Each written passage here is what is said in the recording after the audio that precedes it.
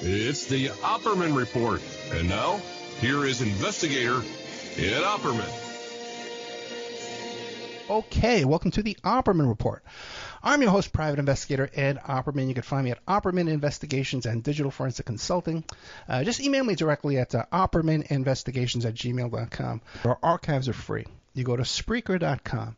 That's where we have our archives. I do a live show there every Friday night. There's a chat room. You get an email notification when we put up new content. That's the best way to keep up with what we're doing.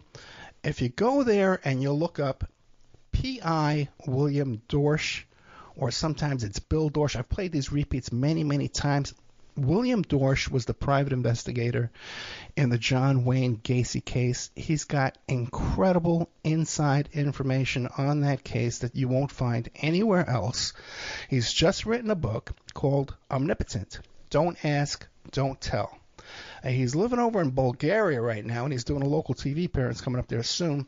But check him out, too, on the Bob Motta, M-O-T-T-A, Defense Diaries on YouTube. They're doing a whole series of shows about Mr. William Dorsch's work, especially. He's doing a lot of great stuff. He's telling me off the air with the Innocence Project, okay, testifying against this Ronaldo Guevara, who's been, and these fellows over there in Chicago kind of jacking up a lot of guys, man, putting a lot of guys in prison that don't deserve to be there. Mr. William Dorsch, are you there? Yes, sir. Hi, Ed. How are you? I'm good, man. Thank you so much. Remind the audience, though, who is William Dorsch? Well, I'm a long-time retired Chicago homicide detective.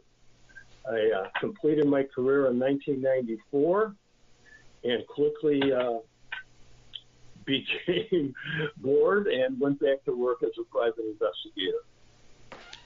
And you were telling me what was it, 81 you are? Well, I'm 79. 79, gotcha. Yeah. Okay, yes. and you moved to Bulgaria. Well, my wife is from here. Okay. So I've been here, before we moved permanently a couple of years ago, I've been here about 20 times, and it was familiar to me, and it was a very good move. I love Bulgaria, Greece, and from here I can travel much, much easier to see the places I've always wanted to visit. Okay, then real quick, couple of quick questions about Bulgaria. What about the language barrier? Do you have a problem with that? Oh, it's horrific for me. Mm-hmm. Luckily, my wife speaks 5 languages, and it seems like most of the European younger generation, they all speak English. Okay. So my limited use of Bulgarian, I'm saved by my wife or these young people that are just astounding. They've helped me so much, translation and with computer work. Amazing. See, I got to find a country where they don't speak English at all, and people will just stop talking to me, and I can just live my life. Well, that was one of the reasons I left. If I would have remained in the United States, I was going to be besieged every day with more and more work requests. Yeah. And the only way I could finish the Gacy project was to get away so I could spend time on this topic. Now, what about you living in a foreign country now? What do you notice the difference about the United States and Bulgaria? Like, we're so politically divided here right now, and people are so obsessed with the woke, all the anti-woke, and all this kind of crazy stuff. Is it a relief to be out of the country? Oh, my God, yes. Yeah. I mean, even the COVID, when COVID was so big, from the time I got off the airplane in Sofia in April of 21 and walked out of the airport, nobody was wearing masks. Yeah. I mean, it was such a relief. And people were dying here at 90, 95. I don't know, but people weren't dying from COVID. But I'm in a smaller town of about 7,000 people, only 45 minutes away from the capital, Sofia, but it's great here. There's no crime. Yeah. It's quiet. People are respectful. You walk out of your house and everybody wants to talk to you. You can't. Everybody's giving you food. They want you to sit down. It's just different. It's really different. It seems too like when you travel around the world, everyone smokes, everyone drinks, and they're healthy as horses, like bulls. These guys. Yeah, I just came back from a bunch of days spending time in great restaurants, and everybody's smoking. Yeah. I mean, there's no restriction. I'm not a smoker, but, every partner I ever had on the police department smoked all day. So I'm used to it. Yeah, well, let's not kid ourselves. We all have friends and relatives with lung cancer. It's a horrific death. But how come they don't have that over in Europe? How come no one over there is dying of lung cancer? Every other guy with losing his vocal box or whatever it is. But let's get I'll tell you, there is one thing. If something's going to get you early in life here, it's called rakia. That's a homemade liquor. Okay. Well, and they sure know how to take that down. I'm going to have to come out there and try it. Tell us about Omnipotent, Don't Ask, Don't Tell. The brand new book just came out September 13, 2023. Yes. Well, the reason I named it Omnipotent, and by definition it means godlike, having the power of God. All right? And I've come to realize that governments, not only in the United States, but here and probably just about everywhere, on earth, they assume the position of God. Mm. They tell us what they want us to know, and they keep secret what they don't want us to know. They make rules and regulations for right and wrong, and we have to trust them. And I found through my investigative work, especially since I've been doing this as a PI working on Gacy, governments lie. They don't always tell you the truth. And they have reasons to keep it a secret. And that's what the book is about. It's not really about Gacy so much. Yeah, he's the factor. He killed. They found 33 bodies, and they always believed there were more. Okay, but we trusted that the sheriff's department who took over the investigation from the Des Plaines Police Department who made the arrest, we trusted that they did an honest and thorough investigation. And nobody questioned them. You realize in a lot of homicide cases in Chicago and Cook County, it takes years before that person goes into the courtroom for trial. But when John Wayne Gacy was arrested by Des Plaines, and that case was turned over to the Cook County State's Attorney's Office, they tried that case in less than a year and a half with 33 victims. Imagine that. And they rushed that case through the courtroom because they wanted to put that Gacy case behind them, and they buried John Wayne Gacy along with the truth. That's why I titled it Omnipotent, Don't Ask, Don't Tell. Because if you don't ask questions, you don't get answers. Well, let me ask you this. There's no doubt there was a lot of cover-up going on in the Gacy case. But it's not like it's not like Ariel Castro where he's found hung dead in his cell. You know what I mean? He was alive. He was in there. He was in the public eye. He was painting, doing all kind of stuff. How come he didn't come out with more information about what really went on behind the scenes? I thought about it, and I've given a lot of thought about it. And I talked to Bob Mata recently about this too. Before Gacy was arrested, before he was executed, he'd been lingering in the jail. He's had a one-room, one-person cell. He was in there from 78 until he was executed in 94. And he never spoke up when he was initially arrested, he did say, do you have other people in custody? And they asked why, and he says because they're involved. Right. And he did say there were 4 people. Okay? And you would think that the police would definitely want to talk to them, these people. And these people were never charged. And I can explain that. I've got all that. Joe Kozenzak, who headed the investigation, he was a lieutenant from Des Plaines Police Department that organized the surveillance that took days and days. And then they arrested Gacy. Okay. He wrote a book, as did Terry Sullivan, who was one of the prosecutors. He wrote a book also about Gacy. And when I reviewed those books after Gacy's arrest, years after Gacy's arrest, I was curious as to why that they had changed the names of 2 of the 4 people that Gacy had said were accomplices. All right? And I was very curious about that. So I had to go back to the very beginning of the investigation. What better place to go to than the guy who headed it, Joe Kozenzak. And so I met with him a total of 3 times, but in the very first meeting that I had with him, that was the big question I had of him. I said, what was the reason for you changing the names of Michael Rossi and David Cram in your book? And he said, well, I'll tell you, this is what happened. He says, a couple days before we arrested Gacy, we had Michael Rossi into this Blaines office, and we were grilling him about his possible involvement with Gacy. We hadn't yet found any bodies, but we were asking Rossi to help us. And Rossi, he had even told him, well, if you want to find a peace boy, look in the crawl space under the house. Okay? Well, anyway, while they were talking to him and grilling him, he said that he heard some noise out in the outer lobby, so he went out to investigate, and there was a woman there with a man. And he inquired, what's the problem? What's going on here? And she turned to him and to Terry Sullivan and said, do you have my son, Michael Rossi, here in custody? And he said, yeah, ma'am, we do. He's here. We're just talking to him at this point. He's not under arrest. We're just talking to him. And she says, well, I'm going to tell you this. If you do not release my son now, you won't have a job tomorrow.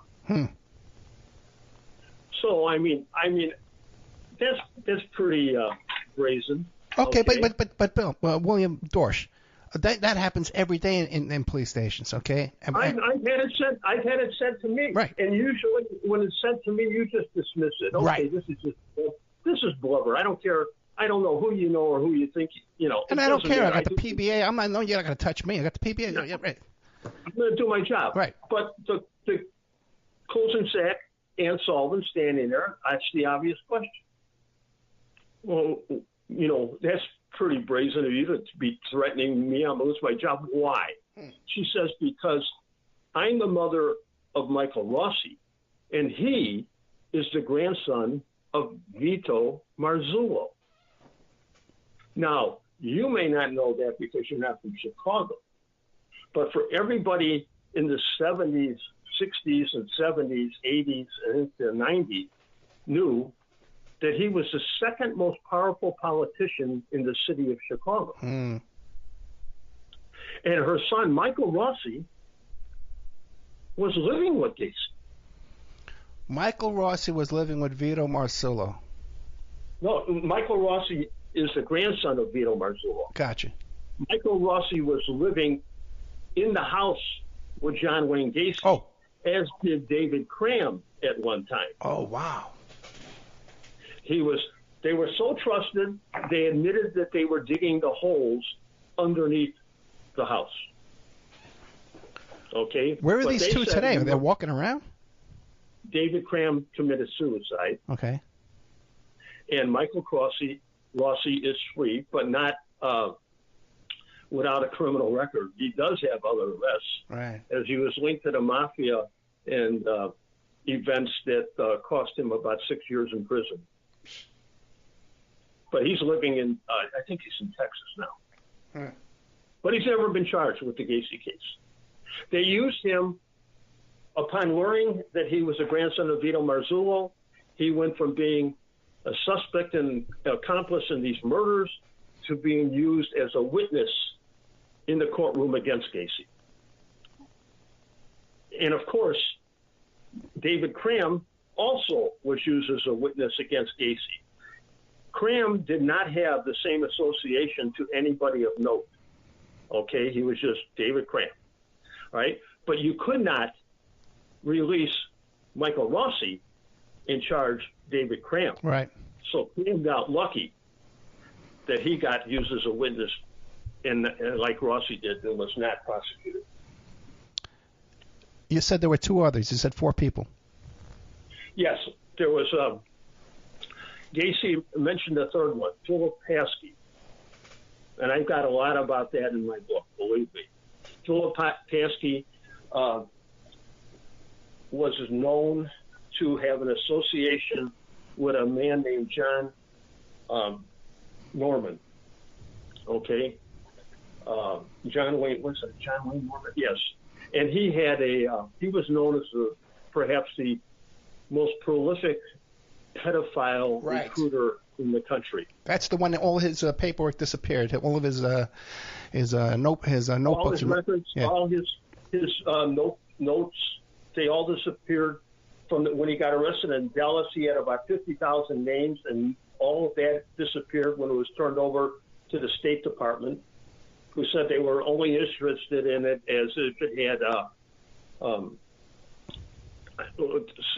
overseas something with immigration or something like that. So they destroyed it. They destroyed the names, even though they were told that they were people from Washington, people of important people that were on the list. And did you say his middle name was John Wayne Norman too? He was John Wayne too? Yeah. What's going on with that? Well, there's another one too. There's another kid that this is too much to tell you in one event. We're gonna have you come back. I can already tell we're having you come back. Next week. There's another guy named Harold Wayne Lovell that you're going to be very interested in hearing about. Okay. And his middle name is Wayne. I wonder who Wayne was. That's the guy we got to look into, right? Harold Wayne Lovell. Okay, who's the original Wayne out there? Oh boy. Well, actually, so Gacy never named a fourth person. Okay. But it's either we'll get into it. A little bit. I think it's possibly Norman because he was out and about at that time in Chicago. Gotcha. Well, what about I had a guest on recently. Let me give you another thing while we're talking about Paskey. Okay. Paskey, who Gacy says is an accomplice, worked for Gacy. Okay.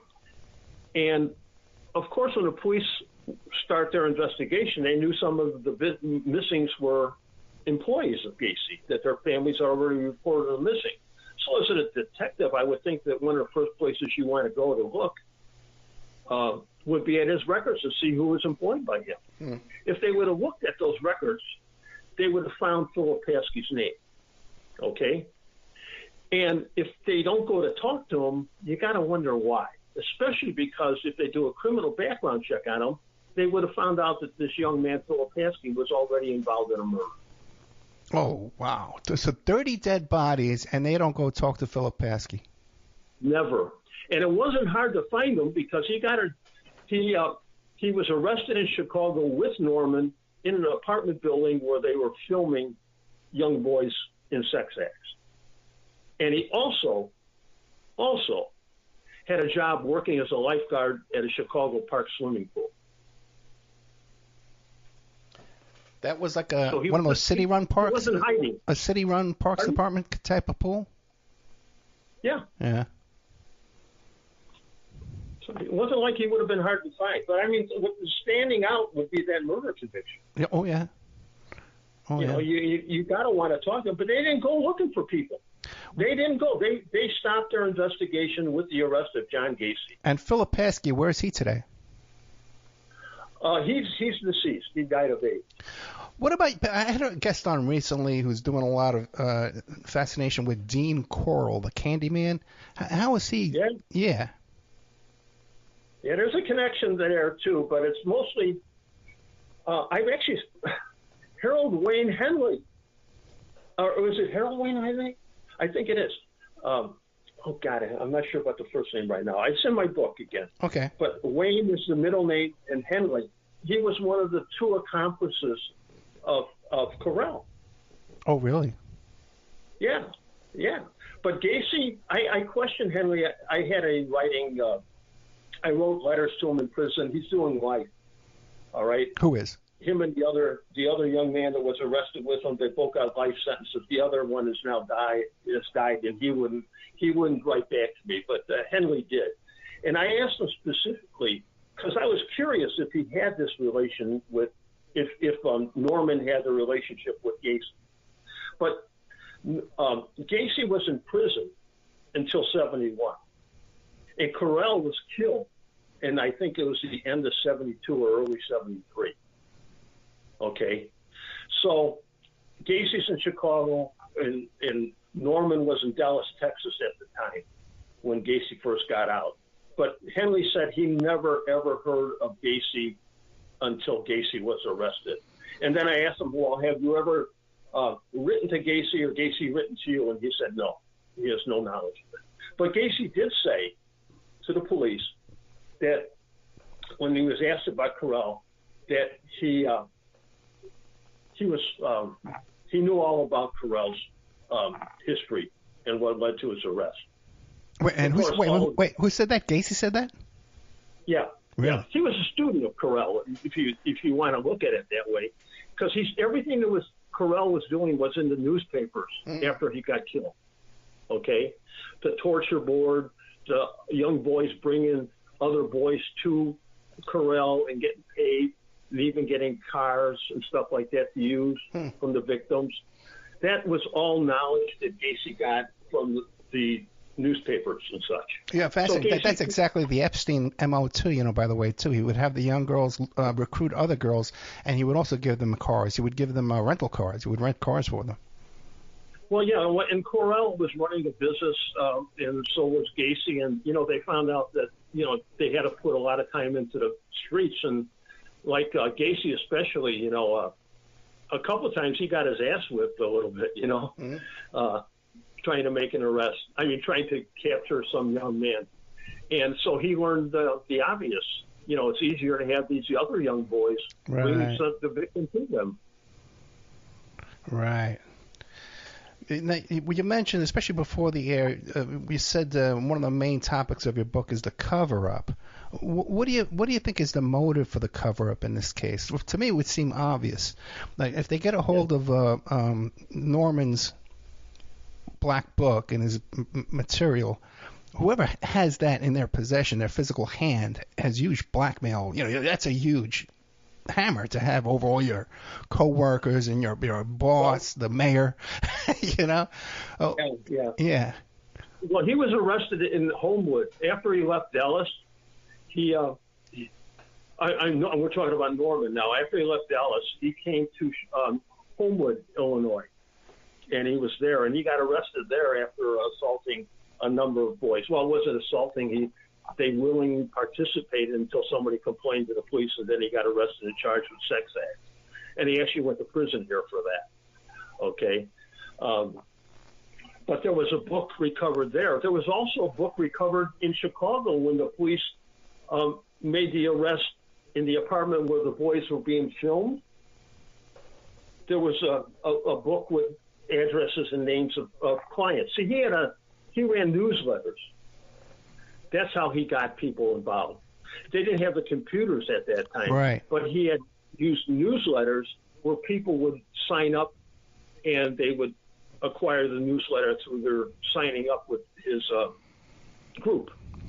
And he would connect men with interest in young boys. And these boys would be sent around the country through Norman. That's interesting that you said they'd be sent around the country, because remember the information I sent to you. Who was that young boy again? The one that the mother said it wasn't her son and it was proven? Michael Molino. Yeah, Michael Molino. And I sent you that picture of appears to be the same boy, Michael Molino, and a picture of him in the collection of Rodney Acala, the dating game killer in California, who was a student of Roman Polanski. Okay? And very strange. The whole Acala situation is very strange, because here's this guy. He's living with his mother in a little one-bedroom tiny apartment. He's bringing all these women in there. He's raping them, torturing them, cutting them up. Right in front of the mom. You know what I mean? How do you cover that up? Mom, you got a sponge? I need to clean the bathroom. I got you. There's just, this stuff is crazy. What is going on out there? I don't know. It's I've seen so much in my lifetime. Yeah. Sometimes you just shake your head. You can't understand it. But the filming, they're sending them around. Where were they sending these boys? And they're filming them. Who are they selling the films to? Well, others on that booklet. Yeah. On that booklet. You know, I mean, on the book list, on that membership list. You know, he would connect young boys with interested male clients. Right. And they had group homes around the country. Okay. And one of those group homes, as I identify it, is, you'll see the connection to the Gacy, couple of the Gacy cases. But not through Gacy, through somebody else who was connected to Norman. Okay, then they had group homes. Now, were these like state-funded group homes or just like unofficial type group homes, crash pads? It was Norman was trying to do was, like I said, it was all about sex. Yeah. All right. But they were trying to say, well, it's good for these young people to have this union with an older man who could guide them through life and give them a pathway through life, sort of type thing. But actually, it was all about sex. And he was supposedly would get a piece of the money from the homeowner that ran the home for other men to come to the house to have sex with the boys that came there.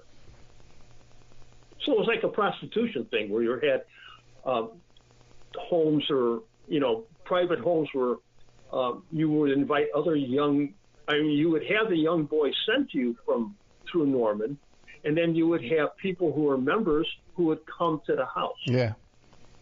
Sex. So it wasn't always just with the one person, but others were invited. Well, yeah, but these were like unofficial group homes. These weren't like a front for a real. Okay, gotcha. These were just like crash type pads. I guess they call them trap houses now for the drugs and stuff like that. You got these kids in there. Okay. And Gacy even said about about Norman that he made mention of snuff films. If you remember that. He said you ought to look into him. But, the thing about Norman, if Gacy was, he never mentioned Norman as the fourth person. Okay? So we don't know for sure. But I'm sure that to a guy like John Wayne Gacy, that Norman, being so prolific in the prostitution trade of young boys, he was like a human ATM machine. Yeah. So maybe Gacy didn't want to give him up. Or maybe there is another one. And you'd have to read the book to find out. I think I may have hit it, but I don't know how involved the person was. So there's another name you haven't given me here that's in the book? Yes. Okay. Now, when Gacy's doing time in prison, how was it? Was he doing easy time? Did it seem like he was getting a lot of support? Did he have friends in there? What was that like? I don't know. I mean, I've been down to that prison for other cases down in southern Illinois. And, he had a reputation. He had a single cell. He was he started painting clown pictures and stuff like that. And that's how he spent his time. I mean, he had visitors. He had female visitors coming to visit him. One woman in particular from Canada came down and talked to him several times. Reporters came in and talked to him. He never gave up anybody else. He never gave up anybody else. And, that would have saved his life. Think about that. Or maybe the other way around, because it seems like nobody wanted anybody to do any talking and all this. They wanted him quiet, and I think he got an easier time by being quiet, by keeping his mouth shut. Well, he knew a lot of politicians. Yeah. He threw huge parties at his house. And I can tell you, you talk about evidence disappearing in the book, I'll tell you, it's big. People did not want to be, of course, people didn't know. I mean, I had dinner at this man's house in 1974. All right? I didn't know he was going to turn up in the news someday to be a mass murderer. All right? But I had no trouble admitting it, that I had been at his house. All right? And Bill Dorsch, I'm just a normal guy. I was in that house. I'm astounded. I was there with my wife and kids, Yeah. But other people who were politicians did not want that connection to Gacy. He knew a lot of politicians. He ran the Polish parade in Chicago every year. All right? And if you knew Gacy, if you had gone to any of his parties, the last thing you would have wanted was a picture of you sitting there with your arm around John Gacy. Oh, we lost him. We got to recall him back here. We just disconnected with our guest, William Dorsch. Oh, what the heck is this? I got to buy $10 in credit?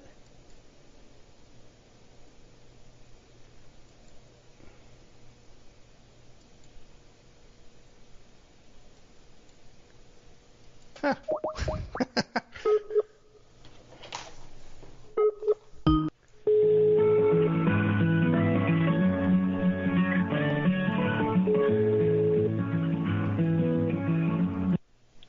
What happened, buddy? William Dorsch, how are you? You know what happened? Suddenly I see a thing comes on my Skype screen saying, you're out of credits. You got to give us $10 to talk to William Dorsch. It's never happened before in 10 years. I guess Bulgaria has their own extortion over the phone company over there. But let's. That's right. Okay. I know. I'm sorry we're not on Skype. But, no, that's fine. Oh, that's right. Right. Probably because I'm not calling another Skype number. Okay, let's get back here. 5, 4, 3, 2, and go. We're back with William Dorsch. What happened was we had a little problem with the phone connection. The book is called Omnipotent, Don't Ask, Don't Tell. And also, too, you can check him out on his Bob Mata Defense Diaries on YouTube. Bob Mata is a defense attorney. He's got a whole YouTube channel there, and he's doing a series of shows with William Dorsch. I'm going to beg William Dorsch to come back next week and give us more info. But William Dorsch, we left when we got cut off there mysteriously, right? When we got cut off. Yeah. You were saying about how you had dinner at John Wayne Gacy's house, and then after he got caught, you're walking around saying, hey, I was in this guy's house, where all these other guys are saying, well, I don't know anything about this guy, so, which is usually a clear sign of who's guilty and who's not, right? I sort of want to admit no. Yeah. But let me ask you this. Now, when you're in this guy's house, and he's throwing these parties, is William Dorsch saying, hey, where's this guy getting all his money from? He's got this contracting business. Was that enough to fund his lifestyle? Well, see, I wasn't at a party. What happened was my wife worked for an insurance company, and Gacy's lived not far away from the office in Des Plaines. And he came to her offices to pick up repair work for clients who had damages in their home. Gotcha. And he would do work, come back to her, and she would pay him for the work done. And she came home one day in 74 and said, hey, we're invited over to this guy, John Gacy's house, to have dinner with him and his wife. And I had probably never heard Gacy's name mentioned before. But my wife said, he's a nice guy, let's go. So we went. And that's how I met him, through that. But other people went to those parties and such, and he had 200-300 guests at some of those parties. Yeah, that's a lot of money. You're right. So now your wife was cutting him checks. Was she suspicious as saying, why is this guy throwing these parties? I'm cutting him the checks. Or did the checks cover? We didn't know anything about that. We didn't know. We'd never been invited other than at one time to the house. I never went back. Gotcha. So were the checks he was getting from your wife, were they significant or enough to support that kind of lifestyle? I have no idea. It was, like I said, insurance claim or maybe fire damage, flood damage. Yeah. I don't know. Yeah, he was a workaholic. He was a workaholic. He worked long and hard. It seems like all those serial killers they have no problem with money. They have no problem making money. Or they support their lifestyles. You wonder, how do they do all that? Yeah. Okay, now, William Dorsch got involved in this case because you were hired as a private investigator by one of the attorneys whose client said, hey, my son, I don't think that's my son. The victim buried under the house that's identified as my son, I don't think that's my son. That's how you came involved? Well, no. Actually, I came involved within days after his arrest. Okay. Because I was 74, I met him. I had gained knowledge of him in another location that was near where I lived. And when he got arrested in 78, law enforcement, Des Plaines Police, Sheriff's Department was asking for information about missing kids or locations where bodies might be buried. And I had this one particular location where I was suspicious of. So I contacted the sheriff's department by phone and told them about the location, suspecting that they would go talk to the residents in that apartment building and to the owner, only to find out years later that they never did. Okay? But for many years, from his arrest in 78 until 1998, that's all I had was this information that I gave to the sheriff's department. I trusted they did their job. And you actually went out there with a company with ground penetrating radar, but they weren't allowed to dig, because people come to me and say, they dug at those apartments. And I says, no. William Dorsch sent me the letter from the company. They weren't allowed to dig at the specific spots where they located the bodies. Am I right? No. Well, partially. Okay, explain to me. Okay. In 1998, Gacy's already dead. Right. All right. Having been a policeman in Chicago, I understood that the city of Chicago was very embarrassed, and so was the police department, by the Gacy case, because so many boys had gone missing from Chicago and then became victims found many years later. But Chicago was very lucky because the bodies at Gacy's house were not in Chicago, but in unincorporated Norwood Township, which was a little area, but entirely surrounded by the city of Chicago. Mm. So they were very lucky, but embarrassed. They did not want the Gacy case reopened. Okay? They did not want it. They put that Gacy case with 33 victims through the court system in less than a year and a half. Amazing that it would go through so fast. All right? So my information that I had given them after Gacy's arrest in 78 was really relevant to the crimes that he was doing, but they never did anything. So when I brought it up in 98, and they were, again, very threatened by the information. Well, the first time nobody knew. I mean, I didn't know if they did a search or nothing at that time, but only later I found out they didn't. So when it came big news again in 98, now they were really angry with Bill Dorsch, okay, because it was in the news. So that's how I really, really got involved in the Gacy case. How many bodies do you think are at this apartment? Well, according to Ron LaBarca, and whose letter is a copy of his letter is in the appendix of my book, he said in this when he the first search, it was us who brought him to Chicago to search. We did it without the knowledge of the police department. They didn't know it. We couldn't go to them because they would have stopped us.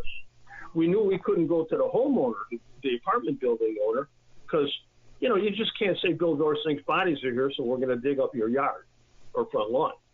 You needed something more than suspicion. So when Ron LaBarca came and joined with me in a Better Government Association and my ex-homicide boss, we decided to do it a covert scheme where we did not have permission. We just got on the property, and lo and behold, we were able to do the front and the parking lot without being interrupted. Okay? Then that information was taken to the Chicago police, and at first we were told, you've been talking about this for all these years, Bill. Anything you need, we're here to help. So I suspected that they were going to meet with us, talk to Ron LaBarca, and that then they would make a decision about whether to search or not search that property. Okay? But that's not what happened. When Ron LaBarca came back the second time, it was per the request of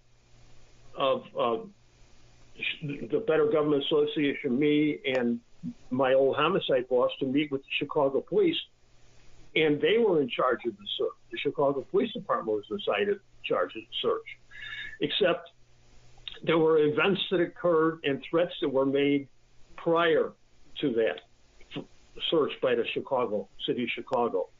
I can only tell you that in Ron's letter it says that when he met with them on the day of the search in 98, before the search began, he and his partner who flew from England, who was an expert in the radar scan also, said that it was obvious to them that Chicago did not want to find anybody. Yeah. But so what Chicago had done is restrict them from doing the entire property. Now, Ron LaBarca knew where he wanted to search because he had done it with us before, but they would not let him do certain areas. But when he did the limited search that he was allowed to do, they told him, you can only just pick out 2 locations. And he protested. He said, that's not good enough. There's more locations that need to be searched. And they said, no, just 2. And then they took him and his partner, put him in a car and drove him to the airport. So they weren't even on the property when the so-called search was done. Whoa, I wasn't aware of that. I read the letter. You sent me the letter. It's a very frank letter. You could feel his frustration in his letter. Ron says in the letter, there were enough anomalies on the property that should have sent a trained detective running to a hardware store for a shovel. Wow. But he wasn't there. And just think of the bravery of this guy here. They pretty much run him out of town, and he still puts this in writing. Yeah. In Chicago. Yeah, yeah. Now he's from the East Coast. Yeah. He's from the East Coast. He's out there. Now William Dorsch. Maybe I should get him as a guest. He's around, right? Well, he's so fed up with the city of Chicago that I tried to get him to engage again with me, and he's been reluctant to do so because he was disgusted with it. And he's a businessman, don't forget. Yeah. And so, but in the last paragraph of his letter, and it's in the book, it says he believes in it so deeply and in what I did and what we found that he will make himself available whenever I need him. But you can inquire, but from what I know from a year ago, that he really doesn't want anything to do with Chicago. Yeah. But I've got the letter. Thank God. Now, what about William Dorsch? Now, by the way, William Dorsch is not just like your average homicide detective. This guy was like a really, really superstar over there. And like we said, he's testifying now on all these innocence projects. We're going to have him come back and just talk about that exclusively. Serious guy, William Dorsch. So now, when all this is going on and you're working on this, you must be brushing up against guys that you know, right? Were any of them telling you, hey, William, man, stay out of this, man? Were any threats, intimidation, anything? The Gacy case is so important, not only to me, to the families that are missing. Right. The kids that were identified, and there's still 5 that are not identified.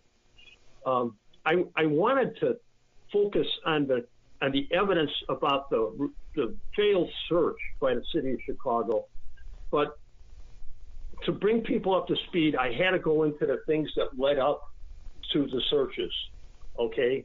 Because it shows the attitude and the fear in the city of Chicago and the police department, Chicago PD, Cook County State's Attorney, the sheriff's office. It's all relevant because what you will see in the book is what they were doing. You feel their anger. You feel their worry and fear that this is going to become known, okay? And it's all there. And, I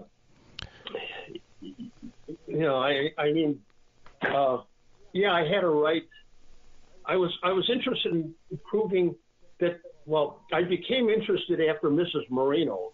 About the phony arrest, right? Yes. Okay. Well, after that, I said to myself, my God, if they're going to do this to this Wait, stop there. I know about the phony arrest, but tell the audience. I don't think we talked about it last time. Go ahead. All right. Well, Mrs. Moreno, her son Michael, disappeared in 1976, in October of 76. And he was 14 years old. He disappeared with his friend, Kenneth Parker. And she reported his son missing that night. She said, my son's 14. He was supposed to be home for dinner. He would not stay out. He wouldn't do that. He wouldn't contact me if something was wrong. Well, she was searching for him constantly going to the police. She was going to Chicago police, and so worried about him, and the days went into weeks and then months and then to a couple of years. And then when Gacy got arrested, she said, "Oh my God, I fear that my son might be a victim."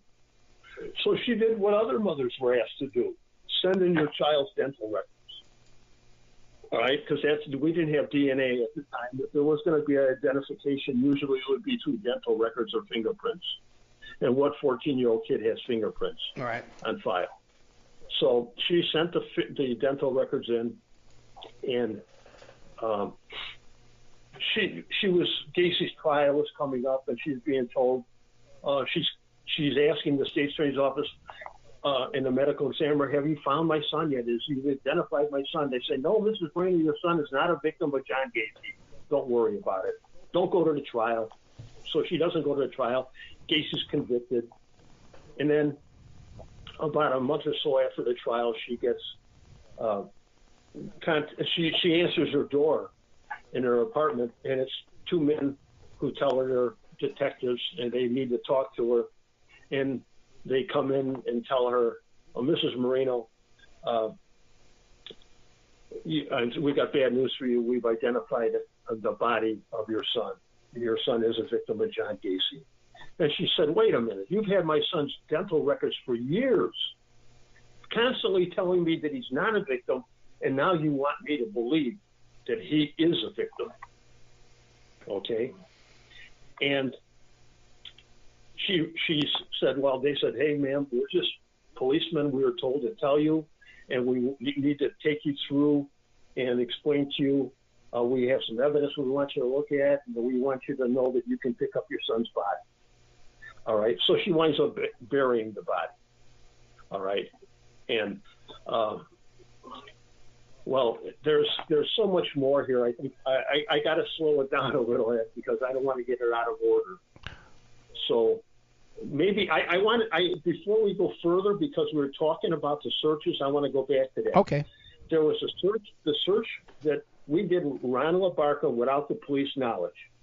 That led to the information be turned over to the Chicago Police Department, who did the first search in '98, which I knew beforehand was going to be fake because people in the police department, friends of mine, had told me they were going to fake it and not find anything. And then in 2011, when I again got involved with new information, they were again forced to become involved in the Gacy case, and they did a second search. This time it was the sheriff's department that did the search, and it was in secret that they did the search. And they announced that we did the search again and didn't find anything.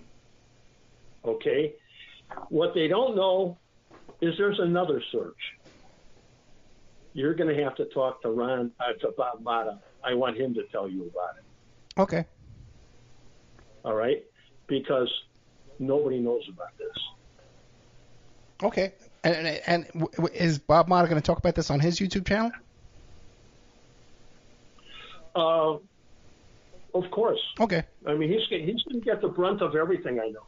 To be, like I said, we're going to be doing probably 20 weeks or more based on my book. Gotcha. Real quick, because we're running out of time today, and I'd like to invite you to come back next Saturday. We can tape again, you think? We'll talk about it. I think so. Okay. Well, I think so. But we'll talk during the week. Send me an email, okay? Okay. But now, real quick. But I really would like you to reach out for Bob Mata. I can send you his contact info. I will, I promise. Real quick then. You said there are 5 bodies underneath Gacy's house that haven't been identified. Well, yeah, there's a total of 33 bodies found, not only from Gacy's house and on the property, but from the river, too. Okay? So that's a total of 33 bodies. Now, you talk about how kids were being sent around to different locations, these crash houses. We're talking about these group homes. They're being filmed. Any indication that perhaps some of these kids were being imported from out of city, out of town to Gacy's home, and he was filming? I have found no evidence that happened, and I was trying desperately to find that. I know that Norman had the connection to Homewood, Illinois, where he got arrested. Right. But is it possible that actually Norman could have had a better relationship with Gacy than we know of. Gacy never spoke of it. Okay. But wouldn't it be something if he had been at one of Gacy's parties? Real quick, again, you talk about these searches at this apartment, that there's a huge cover-up, and then the cops go back there and do their own secret search and come, oh, we couldn't find nothing. Would it be far-fetched to say, hey, man, these cops might have gone in there and destroyed evidence? In Gacy's home? No. At the apartments where the ground-penetrating radar fellow was searching, he said the cops went back and did a third secret. Oh, yeah. Bob Matter and I spent a lot of time discussing this, all right, because a period of years from 1998 and then 2011 search, 2012, to now, could something have been removed? Yeah. Yeah, it's very possible. But Bob will tell you about that. Okay, Bob holds all the secrets. So this attorney has an envelope with all the secrets. I'll tell you, he and I are working so diligently. We're not done. I got you. It's great stuff, man. I'm glad to see you. You wrote the book Omnipotent, Don't Ask, Don't Tell by William Dorsch, D-O-R-C-H. You can find our previous interview. I think we did 2 hours at the Spreaker channel there. We'll have it up too on Patreon. Bob Motta, M-O-T-T-A, Defense Diaries on YouTube. They're doing like a 20-part series. You can check that out. I also want to have William Dorsch come back no matter what, besides Gacy, about this Ronaldo Guevara. He's testified in how many cases, how many Innocence Project cases have you been testifying in, Mr. Dorsch? Oh, probably close to 24. Yes. Some of those cases I actually did the investigative work and then brought it to the attorneys or to the Innocence Project, and they worked the case and got them exonerated. Yeah, incredible work you're doing here, my friend. Thank you so much. Let's talk during the week and we'll see what we can come up with. Okay, I'll get that information to you after I review what you sent me on that other boy. Okay. Gotcha. Thank you. William Dorsch, Omnipotent. Don't Ask, Don't Tell. Check it out on Amazon.com. We'll have a link in the description. Thank you so much. Okay. Good night.